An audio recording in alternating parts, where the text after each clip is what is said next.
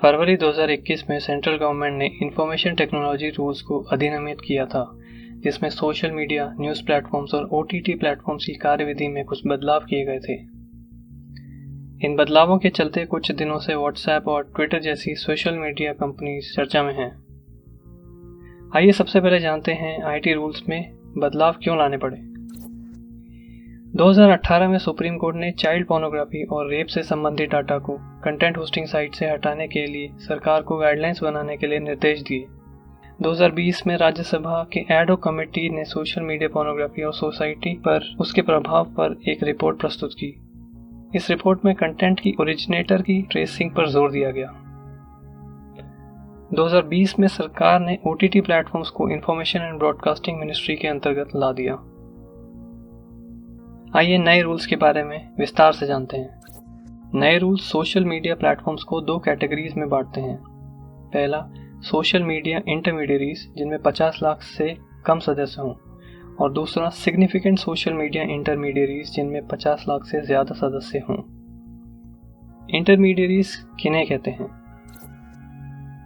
Intermediaries वो platforms होते हैं जो हमें इंटरनेट या इंटरनेट से जुड़ी हुई सर्विसेज प्रोवाइड करवाते हैं, जैसे internet service providers, social media networks, search engines आदि। क्योंकि ये प्लेटफॉर्म्स खुद कोई कंटेंट नहीं बनाते, बल्कि इनके ऊपर यूजर्स कंटेंट डालते हैं, इस कारण से इन्हें सरकार द्वारा IT एक्ट के सेक्शन 79 के अंतर्गत एक सेफ हार्बर प्रोटेक्शन दिया गया है, जो इन्हें किसी भी क्रिमिनल लायबिलिटी से इम्यूनिटी दिलाता है। आइए जानते हैं नए रूल्स के अंतर्गत कौन से प्रोविजंस ऐड किए गए हैं। सबसे पहला है due diligence by an intermediary. Due diligence मतलब किसी भी इंटरमीडियरी को बिना कोई उल्लंघन के ये सारे रूल्स फॉलो करने पड़ेंगे, जैसे कि वह प्लेटफॉर्म यूज़ करने के सारे रूल्स, रेगुलेशंस, प्राइवेसी पॉलिसीज़ को अपनी वेबसाइट और मोबाइल बेस्ड एप्लीकेशन पर डालना होगा।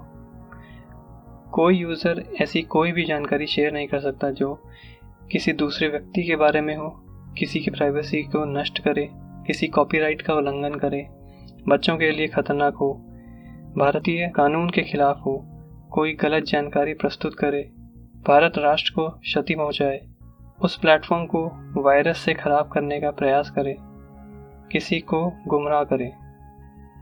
यूजर्स को साल में कम से कम एक बार सूचना देके पॉलिसीज का उल्लंघन करने पर उनका एक्सेस बंद किया जा सकता है। ऐसी कोई भी जानकारी मिलने पर जो नियमों का उल्लंघन करे, इंटरमीडियरी उस डाटा को पब्लिश ना करे और 36 घंटों के अंदर वह जानकारी पब्लिक एक्सेस से हटा दें। जिस जानकारी को ब्लॉक कर दिया गया है उसे कम से कम 180 दिनों तक संभाल के रखना होगा। डेटा के सेफ रखने के लिए भी कुछ कदम उठाने होंगे। किसी अथॉरिटी को 72 घंटों के अंदर वह डेटा प्रोवाइड करना होगा। सिक्योरिटी ब्रीच की जानकारी मिलने पर तुरंत Indian computer emergency response team को जानकारी देनी होगी। इंटरमीडियरीज के लिए एक ग्रीवियंस रिड्रेसल मैकेनिज्म का भी गठन करना होगा, जिसमें ग्रीवियंस ऑफिसर का नाम, उसकी कॉन्टैक्ट डिटेल्स अपनी वेबसाइट पर देनी होगी। सिग्निफिकेंट सोशल मीडिया इंटरमीडियरीज के लिए एडिशनल ड्यू डिलिजेंस की बात की गई है, जिसमें उन्हें एक चीफ कंप्लायंस ऑफिसर नियुक्त करना होगा, एक नोडल कॉन्टैक्ट पर्सन नियुक्त करना होगा जो 24 घंटे लॉ एनफोर्समेंट एजेंसीज के संपर्क में रहेगा, और साथ ही एक रेजिडेंस ग्रीवियंस ऑफिसर नियुक्त करना होगा। हर महीने एक रिपोर्ट पब्लिश करनी होगी जिसमें उन्हें कंपनी से संबंधित सारी जानकारी देनी होगी, जैसे क्या कंप्लेंट आई, उस पर क्या एक्शन लिया गया और किस प्रकार का कंटेंट डिसेबल किया गया। जो इंटरमीडियरीज मैसेजिंग सर्विसेज प्रदान करती हैं उन्हें फर्स्ट ओरिजिनेटर की जानकारी प्रदान करनी होगी। इस पॉइंट के कारण व्हाट्सएप आजकल काफ़ी चर्चा में है। अगर फर्स्ट ओरिजिनेटर किसी और देश का हो तो भारत में उस जानकारी को हासिल करने वाला व्यक्ति को फर्स्ट ओरिजिनेटर माना जाएगा। अगर कोई डेटा ब्लॉक या हटा दिया गया है तो इंटरमीडियरीज को एक ऑटोमेटेड मैकेनिज्म बनाना होगा जो उस डेटा से मिलता डेटा खुद ही पता लगा ले और साइट से हटा दे। इन ऑटोमेटेड टूल्स को पीरियोडिकली रिव्यू भी करना होगा।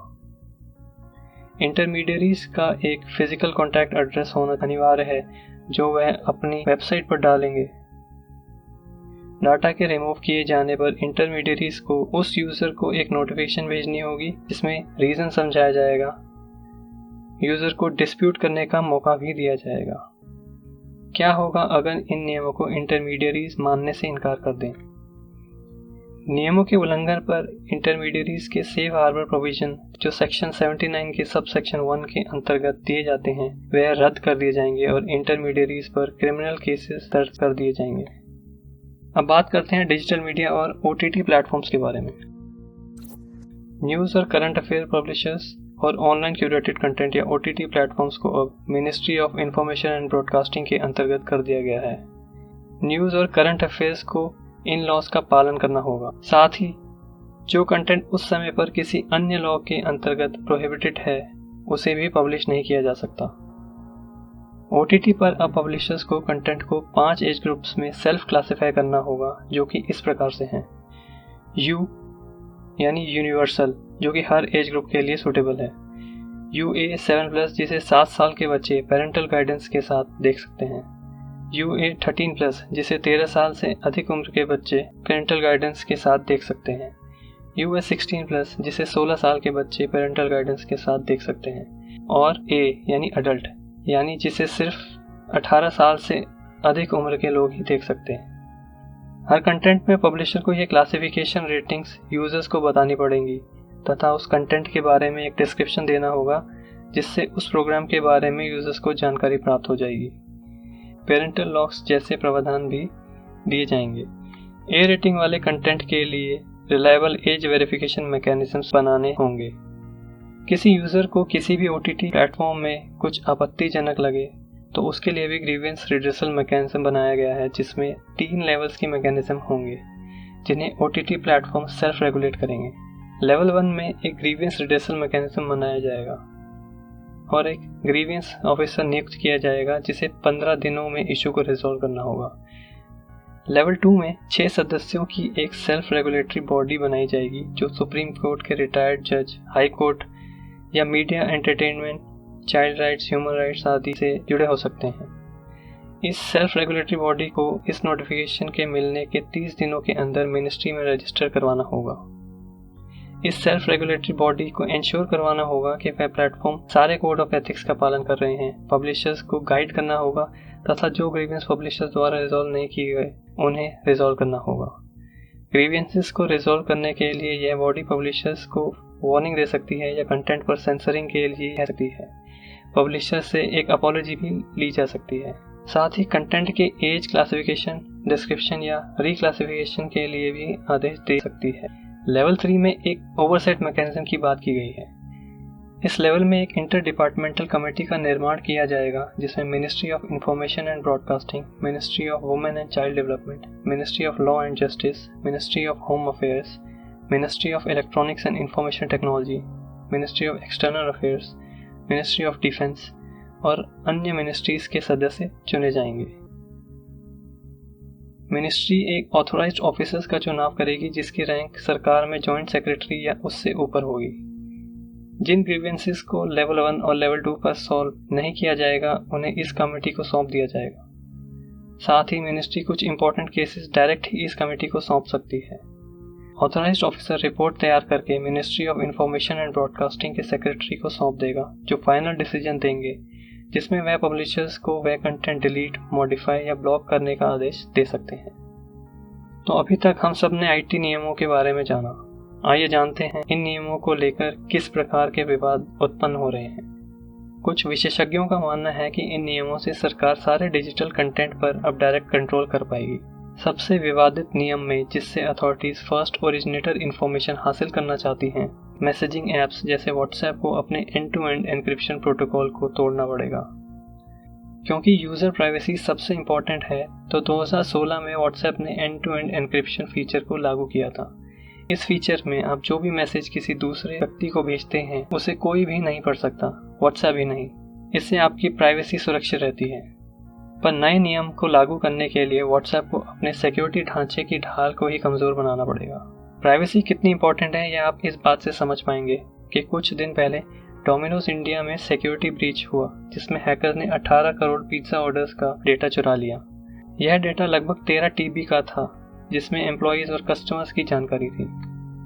लीक्ड इन्फॉर्मेशन में डेट, टाइम, कस्टमर का नाम, फ़ोन नंबर, कस्टमर की ईमेल आईडी और सटीक लैटिट्यूड और लॉन्गिट्यूड के साथ डिलीवरी एड्रेस की जानकारी भी थी।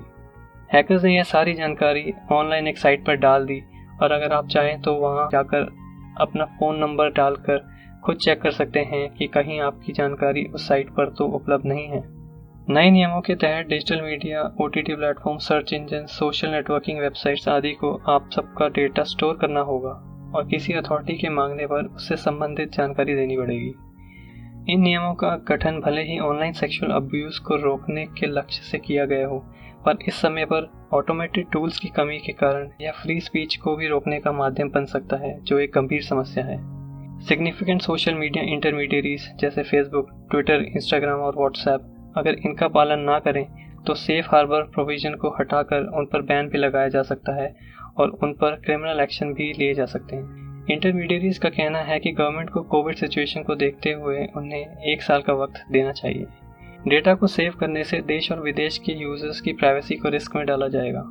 साथ ही डेटा को सेव करना और उसे सेफ रखने में काफ़ी टेस्टिंग और नए टूल्स की आवश्यकता होगी, जो काफ़ी समय लेने वाली प्रक्रिया है। इसी बीच व्हाट्सएप ने इंडियन गवर्नमेंट को सू भी कर दिया है। उसका कहना है कि नए रूल्स के हिसाब से उन्हें मास सर्विलेंस करने को कहा जा रहा है। इस समय तक लिंक्डइन, टेलीग्राम, गूगल, फेसबुक और व्हाट्सएप ने chief compliance officer, nodal contact person और ग्रीवेंस ऑफिसर की जानकारी IT मिनिस्ट्री को दे दी है। इन नियमों को एक्सेप्ट करने में किस प्रकार से सभी इंटरमीडियरीज काम करेंगी और क्या गवर्नमेंट इन नियमों में कोई बदलाव लाएगी, यह तो वक्त ही बताएगा। पर यह तो तय है कि अगर सोशल मीडिया इंटरमीडियरीज भारत में काम करना चाहती हैं तो अपने काम करने के तरीकों में कुछ परिवर्तन तो लाना ही पड़ेगा। दोस्तों, मैं हूं नीरज। आशा करता हूं आपको यह जानकारी पसंद आई होगी। फिर मिलते हैं अगले वीडियो में। तब तक के लिए बी इंट्रीग्ड।